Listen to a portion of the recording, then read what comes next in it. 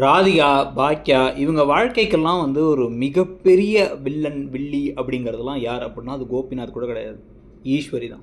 ஈஸ்வரி ஆரம்பத்துல இருந்தே வந்து தன்னுடைய மகன் மேலே அவ்வளோ பெரிய கண்ட்ரோல் வச்சுருந்தாங்க. அதாவது நீங்கள் கதையோட சீரியல் ஆரம்பத்தில் வந்து பார்த்தா கோபி அவங்க அம்மாவுக்கு அப்படியே தொட நடுங்குவார், பயப்படுவார். அம்மா அம்மா அப்படின்னு அவங்க அம்மா மேலே பாசத்தை காட்டுவார். ஆனால் அவங்க அப்பாட்ட அப்படி இருக்க மாட்டார். அந்த அம்மா நினச்சிருந்தா பாக்கியா கிட்ட ஒழுங்காக நடந்துக்கோ, பாக்கியாவை மதித்து நடந்துக்கோன்னு சொல்லலாம். ஆனால் அப்போல்லாம் இவர் கூட சேர்ந்துட்டு அவங்கள ஒன்றும் தெரியாத அறிவிலிங்கிற மாதிரி அவங்கள வந்து கிண்டல் பண்ணதே வந்து இதே ஈஸ்வரி தான்.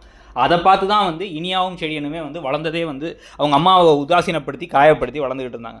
இப்போ அதே மாதிரி இப்போ என்ன நடக்குது அப்படின்னு வந்து பார்த்தீங்கன்னா, இப்போ அதே மாதிரி இப்போ ராதிகாவையும் வந்து வேணும்னே குறை சொல்லி, ராதிகா ஒரு சரியான ஒரு வில்லி, என் பிள்ளையை கொன்றுவா போல பேசி கேஸ் போட்டது பாக்கியா. ராதிகா என்ன செஞ்சாங்க, அவங்க மேலே கேஸ் போடுற, அவங்க மேலே வந்து ஒரு குறைய சொல்லி அப்படியே வந்து நீ எங்கள் கூடயே வந்திருப்பா, என் கூட வந்திருப்பா அப்படின்னு சொல்லி திருப்பி கெஞ்சி, அதில் வேறு செடியனும் இனியாவும் டேடி வந்துருங்க டேடி, அம்மாவை பற்றிலாம் கவலைப்பட தேவையில்ல, அம்மாவோட மனசை பற்றி நான் ஏன் வருத்த பண்ணுங்கிற மாதிரி பேசுகிறத பார்த்தா சி அப்படின்னு இருக்குது. அந்த கதாபாத்திரங்கள் எல்லாத்தையுமே கெடுத்துட்டாங்க. அந்த கேரக்டர் ஆர்க்கில் கொஞ்சம் கொஞ்சமாக அந்த கதாபாத்திரங்கள் நல்லா மாறி வந்தாங்க.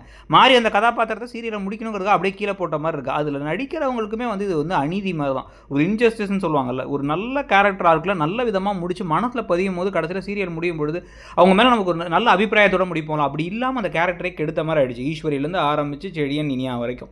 ஸோ இப்போ இதுக்கு நடுவில் என்ன ஆகுது அப்படின்னா வந்து எழில் அவங்க அம்மாவை கால் பண்ணி சொல்லிடுறாரு, இப்படி வந்து பாட்டி வந்து அப்பாவை வீட்டுக்கு கூட்டு வந்தாலான்னு பார்க்குறாங்கன்ட்டு. கிளம்பி இங்கே பாக்கியா வந்துட்டு கண்டிப்பாக கூட்டுற விடவே மாட்டேன் நான் அப்படிங்க. அவர் என்ன சொல்கிறாரோ அதை முடிவு பண்ணிக்கலாம் அப்படிங்கிறாங்க. அவர் என்ன சொல்கிறது, அவர் இந்த வீட்டுக்கு யார், அவர் என்ன வேணாலும் சொல்லிட்டு போகிறார், நான் இங்கே வரேன் அங்கே வந்து வெக்கம்லாம் பேசுவார், முதுகெலும்பு இல்லாத நாக்கில் நரம்பு இல்லாத ஒரு ஜென்மம் அது.